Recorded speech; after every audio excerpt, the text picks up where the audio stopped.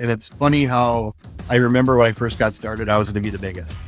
And I did everything I could to be the biggest company in town. And I don't know if I am or if I'm not. It doesn't matter anymore. The biggest thing now is that I do a good job, that I can get good feedback from my customers, and they share that they like working with Emerald. I love when I get a phone call and says, yeah, so-and-so referred me. That's like goosebumps right there.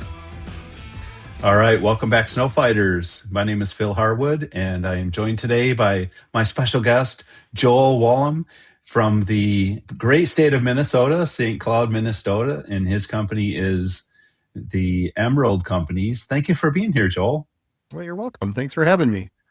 I've been chasing you for a while to get you on here, but it's winter, and you've had some snow, and it snows up in Minnesota, I'm told.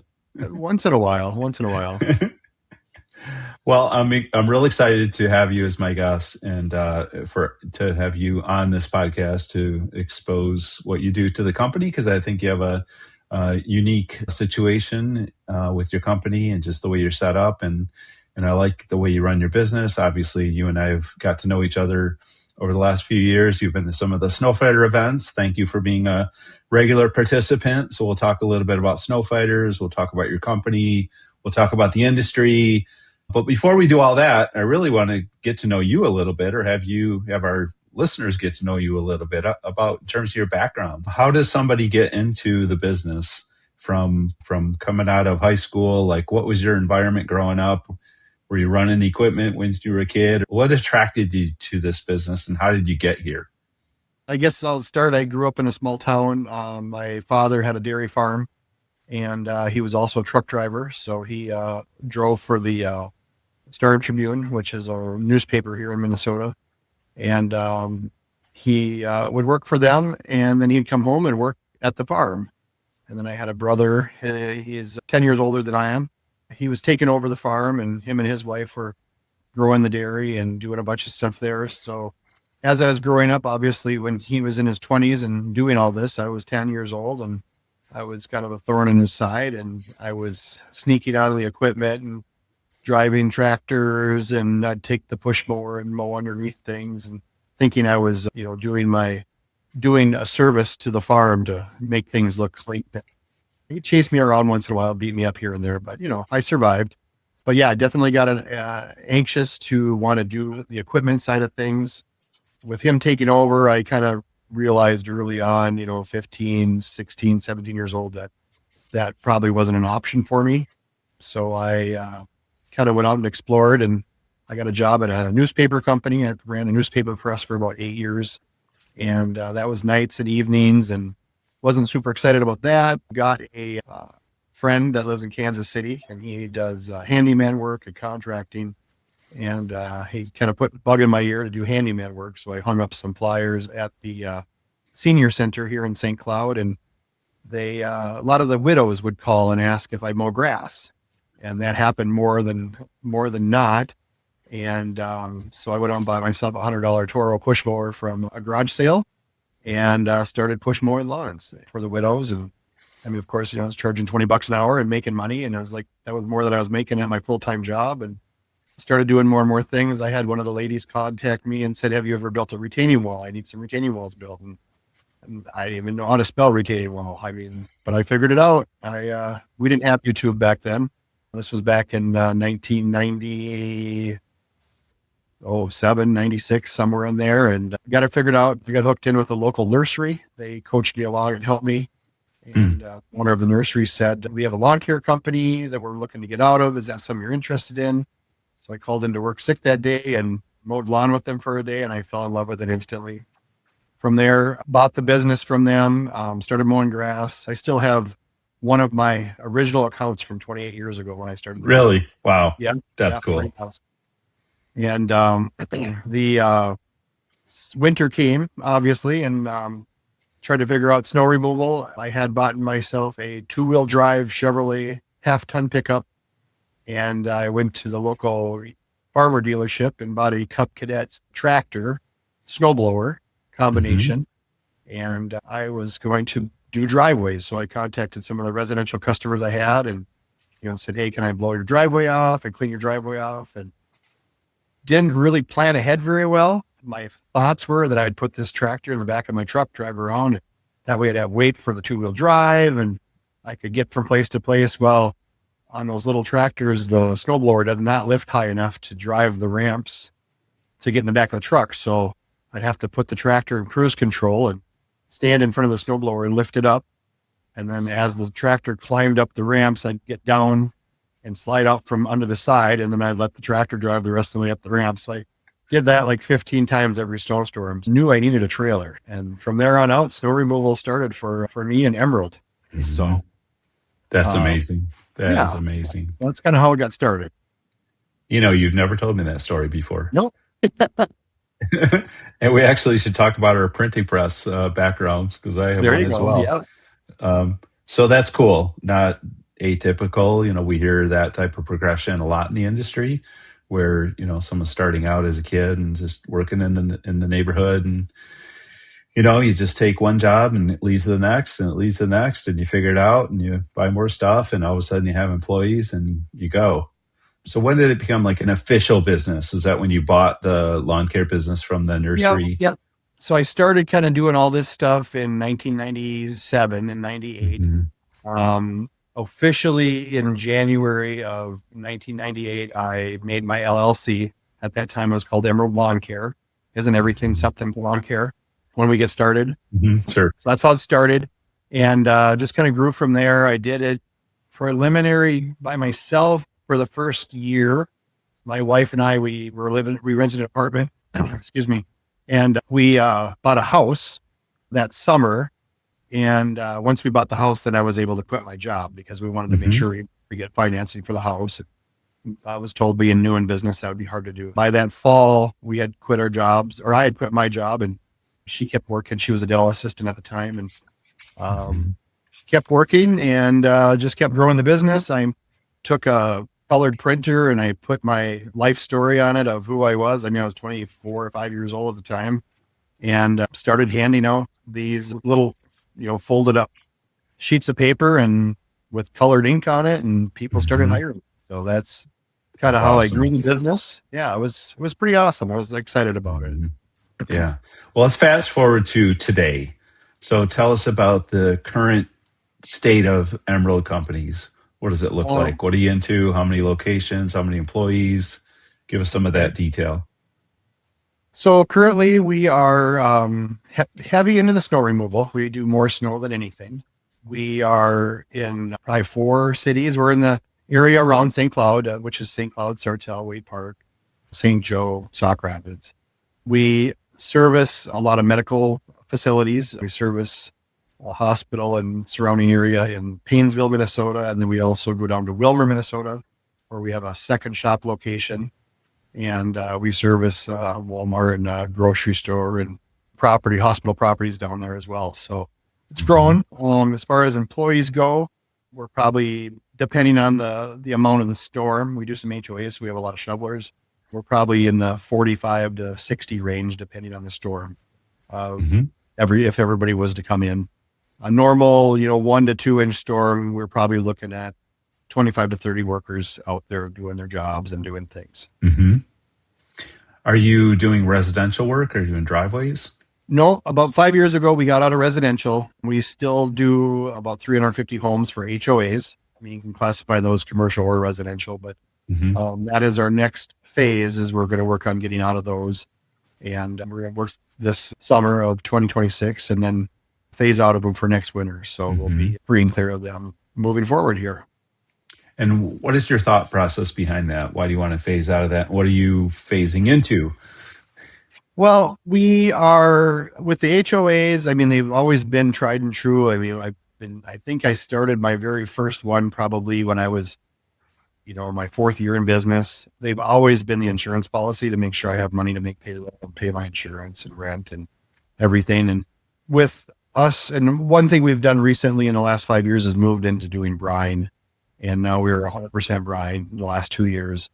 And with that and growing into these medical facilities and the quality of work that we're working on, getting better, the HOAs are a lot more work than the other stuff. Some of the money that we can make on an HOA, we could probably make in a half hour at some of our other jobs because of the size of the property. So it just was kind of one of those things. You plow for 6, 8 hours and you think you're done, and then you have to send the guys to another piece of equipment to go through 300 driveways. Even managing it, it gets to be stressful and a lot. So what made our decision to change financially and time wise. Yeah. I mean, with HOA work, you got to be all in, or you can't dabble in it. And some companies do a great job with HOAs. They're fully dedicated to the process. They're okay going to all the meetings, and they have a good communication strategy. And people love those companies because they do a great job for the HOAs. But man, if you're not all in with them, and if you're not set up the right way, they will eat you alive. Oh, And yeah. they'll be 100%. frustrating. We had a rule at my company, and I like to always say this whenever I can: no HOAs. So I'm on board. We're working on it. We're working on it. So There's another company in town that does I think they do all HOAs. And I mean, yeah, we can't keep up. let them have it. Sometimes All they're right. done with all their jobs before we even get started. It feels so kind of embarrassing, actually. So time to be done. Well, we're going to talk about brine, but I also want to talk about technology. Well, let's go with the brine first. You brought it up. Let's go there. So you said you're 100% brine. Were Yes. you? How did you make that decision? And like, how does?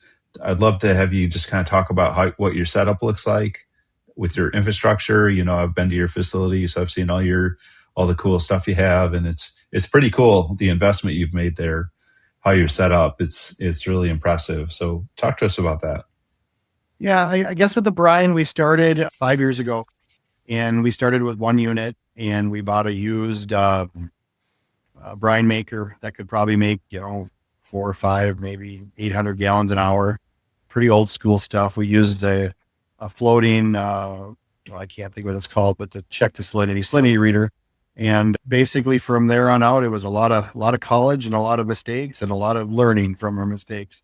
First year, I think we may have probably done 20,000 gallons total through the whole year. And every time was a struggle. We had valves that got left open, and all of a sudden you go out to spray and the sprayer doesn't work. Just all kinds of things. But we noticed it mainly on our sidewalks. I always remember the guys would come back from doing sidewalk work, and they come back and their clothes were all blue and white. And I mean, there was stuff in their shoes, and the trucks were filthy because of all the salt residue. A lot of times the push cart salt spreaders stop working within the first 5 minutes that you buy a brand new one. And so they just would fling it out of a bucket. And when we switched over to brine, it was a lot cleaner and a lot less wear and tear on the guys. They were able to finish quicker. I think it did a better job on the sidewalks. A couple customers commented that there was no tracking into their properties. I thought we were onto something. So that's kind of the direction we went. The following year, we bought some more equipment. I got visiting closely with Jordan Smith and Adam Hansen from VSI at the time. And those guys were, amazing people, willing to give me their time. And we grew from there. They showed me some places where there was some used equipment to buy. And so at that time, we bought a better brine maker. Still, it was kind of a glorified brine buddy. You could actually use your skid steer to dump into it. So we could maybe make 3,000 gallons an hour if we had a really good day. And, then we were off. So we still had our salt spreaders on our trucks. We would only use them on occasion, but mainly we were spraying brine. And the third year we grew more. We bought some more sprayers. I upgraded to a larger unit, which is a VSI unit as well. And this one I could do maybe 6,000 to 8,000 gallons an hour. And that's when things took off. And we learned how important clean salt is. We learned that you shouldn't leave equipment dirty, just a lot of different things. We learned that when you mix your brine to melt snow and ice at negative 20 Fahrenheit, that when the air temperature is negative 36, it's going to break things. There's all kinds of neat stuff. We never see those numbers here in Michigan, so that's insane. That's we've had a few. So I have the coldest temperature I've melted ice off of a parking lot with surface temperature of negative 17.5. And I sprayed brine on it, and it was melting within 5 minutes. That's so crazy. That pretty exciting. So we grew pretty big. Last year we finished our season out just under 300,000 gallons. And now this year was a big year for us. We're approaching 800,000 gallons this year as of the end of February. So, Wow, that's yeah. huge. So you mentioned Jordan Smith. I think I was just with Jordan a few weeks ago down in Dallas at Marty Grunder's Grow event. We Yep. did a snow talk together, and he was one of the panelists on there. What a great guy, and what a great resource, and right down the road from you, right? So nice and convenient. Yep. Probably about a 2 hour drive, and Yeah, worth every minute of the drive. for sure. Yeah. So I'm just kind of curious, as you were kind of going through this, sounds like you had some good resources, some support from him and others. Was Yeah. how involved was VSI or Jordan in kind of your decision making process, or were you kind of just figuring that out as you went and trying different things and then bouncing ideas off them? Or did they come in? Did Yeah. Jordan come in and like set the whole thing up for you? And No, no, how'd no. that work? It's funny because I actually was on the phone with Adam here about a month ago, and I said, Mhm. you guys should come up and do a brine audit or a snow removal audit. Okay. Now, I've been thinking about that. He's actually now moved on from VSI and was hired by Boss, and he's moved on from Hmm. there. He's Right. some other good stuff, but I might be able to talk those guys into coming up and kind of maybe Hmm. critiquing me. But no, Adam's the only one that's been here. David, which is Jordan's partner, and Jordan answered their phones pretty much anytime I called. Adam was the same way. I bugged Adam more. I mean, Adam and I would get on the phone, and I remember one day we just got done plowing. I'd been up for like 30 hours and got on the phone with Adam, had a couple questions, and we talked for like 2.5 hours. It wasn't all about bride. We talked about, religion and all kinds of things. These guys Hmm. are like, they're like magical. They're so friendly and kind and willing to help. And they have a passion for this. And I know Jordan's really grown and got out talking and Hmm. lots of, podcasts and Oh yeah, I see him everywhere. webinars and stuff. And it's just, these are the guys to listen to. So, there's other Yeah. good guys out in the industry as well, but man, I learned so much from these guys. And I also learned things that I didn't listen to. And then I Hmm. learned after did it myself the hard way. So, Yeah. Well, I guess what I was trying to get to is for someone who's listening who maybe hasn't tried brine before and they're like 100% brine, that sounds insane, and they're hearing how you're set up. And can someone do this kind of on their own, or do they need someone like Adam to come alongside them and coach them or consult with them and tell them how to set it up and everything? well, I think that, someone could probably do this on their own, without a doubt. You don't need a college degree to figure it out. But there's just so many resources. YouTube is huge, podcasts, and, there's so much out there that you could just research, listen to it when you're, mowing lawn and figure it out for the next winter. I'm not the brightest bulb on the tree, and I have definitely learned by trial and error in YouTube. It's been just, best college experience I could ever get. Mhm. Learning Yeah, from I talking think to people. Jordan mentioned that there was a ton of resources for liquids on Yeah. Boss's website too. Yeah. Yep. Yep. So I've seen those too. videos and tutorials and all kinds of stuff. I want to talk about just technology. What are some of the technology systems that you're using that you want to maybe share with others that are working well for you? Okay. So that could be Well, like software or GPS yeah. or cameras or whatever. Well, we use site cameras. Our first cameras that we ever purchased were from Frost. Really awesome. We got we got three from them. Mhm. And then the next year we did Viasis. They're out of Canada, and we got two from them. And then this last year, I can't remember the name of it, but they're really high definition, great cameras. We've got one of them that we're trying. So we're gonna Mhm. kind of nail it all down and look at all the pictures and the information and just kind of decide, which brand to stick with and go with that. The one thing I will say for Frost is their prediction and their weather forecasting. We had a rain shower come through last week, and Frost nailed it. And we were out in front of the rain before the road started freezing up. So not by much, but Great. and that's our fault, not theirs. So they Mhm. predicted it and we got it done. So it was definitely Mhm. beneficial. What about just your business management systems? What are you using for software there? And are you running Snow on that platform as well? Yep. So on our summer work, we do Jobber, and then we do all of our quotes through Jobber. And then with our winter software right now, we are running site photos. We have ran Yeti in the past. It sounds like Yeti is catching up with some more of the technology and stuff. So we might look at that again this summer to see if there's anything. But there's nothing perfect out there. There's some that seem better than others. I guess the thing that I'm looking for is someone that you can call and get your answers, as soon as possible, so you can actually move forward and grow. And some places do lack on that, so it's hard to expand and use all the technology that's available. Some of these things are just so robust, and it's so hard to figure out how to do it all. So, What about equipment? Do you have certain types of equipment that you really prefer? oh boy, Loaders, skids? this is my favorite part. We'll start out with the champion workers, the sidewalk guys, the guys that have Hmm. it harder than all of us. We run snow raiders and we run SSBs. We also have an extensive line of Kubota equipment, from side by sides to LXs and BXs and tractors and stuff. We also have a unit. It's called a swing steer by Mag Company. I believe Bad Boys just purchased them. Pretty awesome, unique unit. Does a really good job. So that's our sidewalk stuff. Anywhere from brooms, their blades. We found out that doing urethane on the cutting edges over rubber or metal is by far lasts the longest. We run 1.5-inch urethane, and we run it 2 inches wider on a 4-footer. So we're 4 feet, 4 inches. That way we can curb guard and bounce and it doesn't hurt the equipment. So that's sidewalk stuff. Brine makers, we have basically between Camion and VSI.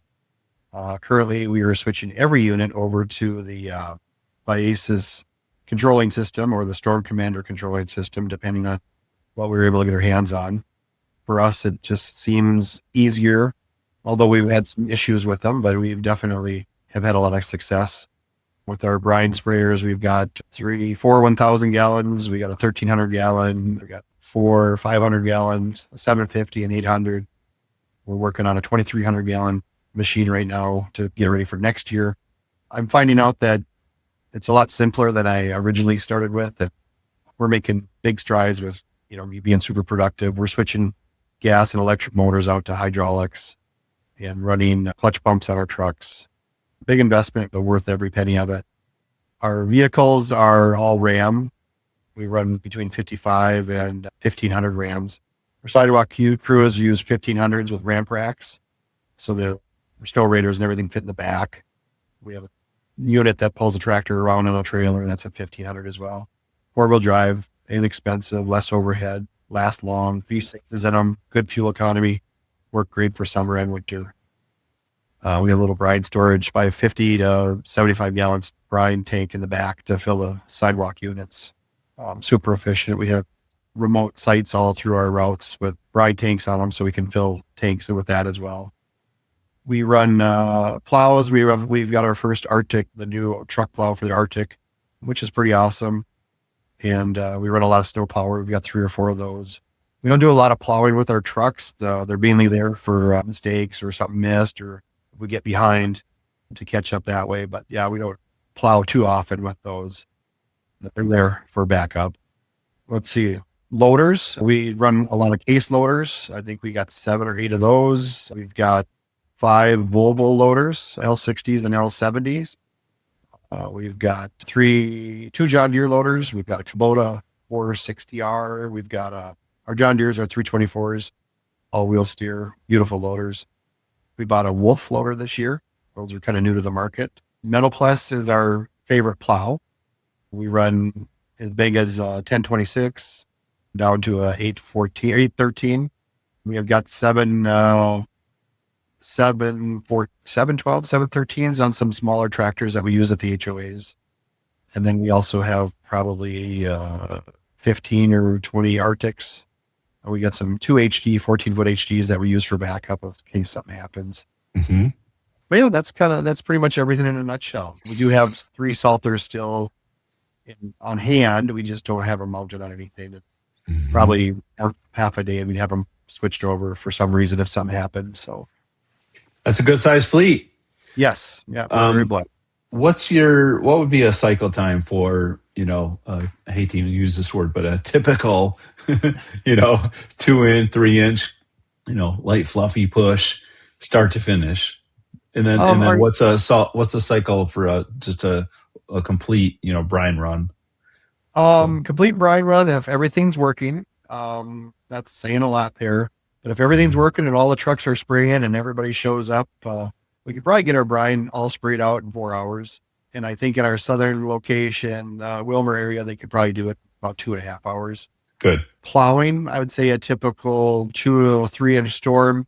Wilmer, I think they make their circles a lot quicker, a little denser routes and stuff. But 2 to 4 hours. We're probably more like 6 to 8 hours on our cycles up here in the out area. Okay. It's not unreasonable. We'd always we'd like to be it quicker. Sidewalks, we're shooting for 4 hours, but we're running about 6. Back to the drawing board for next year. Well, once you dump those HOAs, you'll speed up. So, Matter well, yes. Are you subcontracting work? Are you working as a sub? We work for a couple national companies. I guess I don't know if that's considered a sub or not, but I think we have 2 subs. One or a couple of guys will haul snow for us, well, dump trucks. One guy will plow, and then we have another guy that has 2 sites for us. So I'd say we're probably a maybe 2% mix of subcontracting, but very little. I really love to self-perform. Yeah, good for you. Good for you. Tell me about your thoughts about getting involved in the industry. I know you attend all the SIMA events that you can get to, and you go to Snowfighters whenever you can. What have you learned from that? What value have you gotten from those relationships, and how important is that to your business? It is massively important. Basically, I've always done SIMA. I think I've been a member of SIMA for almost 20 years, or not, if not more. The mingling, the seeing the equipment. I remember my first SIMA that was in Minneapolis, and Arctic was there. I mean, I was like, no way, that thing looks stupid. And now look at them. And I mean, the plows are amazing. And that was a long time ago. Since in the last 3-4 years, I started doing Snowfighters Institute, and that's how I reached out to you. I was out mowing a lawn and I was looking for podcasts, and your podcast showed up, and I mean, I binge listened to it for like a week and got through every single one of them. And then I started looking up for education, and I went to every class that you offered that first year in 2024. And I think I started out in Michigan and ended up over at Storks in Pennsylvania. It's almost, and forgive me if I say this wrong, but it's almost like crack. You just can't get enough of it. And it's just so exciting, and there's just so much to learn. And I mean, you talk to a guy out east and you talk to a guy in the Midwest or in Colorado, and I mean, it's like a whole different country or world. I mean, it's just the way they do things or the type of snow they get. And I went out and helped out in Virginia this past year, plow some snow. I mean, the conditions that I experienced out there, I've never experienced in my life. You think about, just the geographical changes and the mountain ranges and how that changes the snow and the density and stuff. But along with these classes, I mean, you learn a lot of stuff, and I recommend that. I mean, without a doubt, I highly recommend it. Get your butt out to the classes and learn, get to these seminars, podcasts, YouTube. I mean, there's just so many good things out there. Yeah, whatever you can do, because you can't always get to all the in-person events, but there's so much online and available. But I'm with you. I love meeting new people and seeing there's always really interesting people that I'm running into. I didn't know Gene Storks until a few years ago, and now I've been out to his facility a few times. In fact, we're recording on February 27th, this podcast right here, but he just announced registrations open for Snow Alliance, his event. Gene Stork's big event in Pennsylvania just yesterday, top of mind. But that's a great event, another great industry event. 24th, right? Yeah, and I think you're aware we're doing Grow Snow this year in Dayton, Ohio, and that'll be a cool industry event coming online. But you're also involved in a peer group. Talk to us about that. Yeah, a peer group. We've got 3 guys from the Midwest, from Chicago, Wisconsin, and Minnesota. And we've got 2 guys from out east, and we get together once a month. Absolutely look forward to it. From the time we get off the Zoom call to the next time, I look forward to it. And it's just amazing to hear, some of the stuff they have to say and the questions that we have. I was able to, help a couple of the guys with some brine questions, and, they were able to help me some routing questions. We all kind of learned a little bit more about Dines leasing and just other equipment stuff. And there was a gentleman, the most recent one, that talked about how his guys love his John Deere loaders versus the other loaders. And, it's just stuff that you don't normally want hear. And it's just kind of a nice peer group to visit and learn. And I wish they had just gotten done with a huge storm out east, and I wish I could have volunteered to go out there and play, or not play. I mean, worked for them. But yeah, it's good to know people from all over, I think. And that's again, I look forward to that monthly Zoom call, the whole month. So yeah. Well, I'm kind of building a list as we're talking here about, things that you've done in your career that have helped you get to where you are in the industry. And, for the benefit of everyone who's listening, maybe there's some people listening to this podcast that are thinking, man, I'd love to chat it up with Joel and get to know him a little bit. Would you be open to hearing from some folks if they want to reach out to you? Yes, absolutely. I'd love to. What's your website? Website is myemeraldlawn.com. That's as an M-Y, emeraldlawn.com. And then what's your email? Email would be joel@myemeraldlawn.com. There you go. Perfect. All right. Awesome. Well, thank you for doing that. What else would you pass along to someone who's kind of newer in the industry? What kind of advice do you have for someone who's, just starting out? I guess a couple things. No matter how bad your day is, there's blessings and there's things to be thankful for. You could be running a truck and the training goes out, and then that's thousands of dollars of repairs, but you got that truck to repair. A lot of people don't have that. The education portion, just listen, keep your ears open. I always like listening to music and stuff in my headphones or in my truck, and especially, you've been out for 10, 20 hours and you want to hear some jamming and stuff. But I always, every day, have a podcast on. I have YouTube on. Listen to whatever. I listen to this Stefano guy out of Sault Ste. Marie, Canada, and I listen to Mike Gandy's, and I listen to other podcasts, and there's just so many valuable things out there. And just keep a positive attitude and listen to stuff. Pick up something from somebody. There's nobody smarter than anybody else. Yeah. Love that. What are you most proud of in your career so far? I'm alive. No. Well, you've made it. Yes. Well, it's funny how I'm 54 years old, and it's funny how I remember when I first got started, I was going to be the biggest. And I did everything I could to be the biggest company in town. And I don't know if I am or if I'm not. It doesn't matter anymore. Things change. Then there was a phase that I went through where everything has to be fancy and shiny and bigger and better. And it doesn't matter anymore. It's just so weird. The biggest thing now is that I do a good job, that I can get good feedback from my customers, and they share that they like working with Emerald, and you should give them a shot. That's like the most exciting thing that I can ever. I love when I get a phone call and says, yeah, so-and-so referred me. I'm like, well, that's like goosebumps right there. So it's like a pretty girl looking at you. It's like, my gosh, she noticed me. So yeah, no, it's good perspective.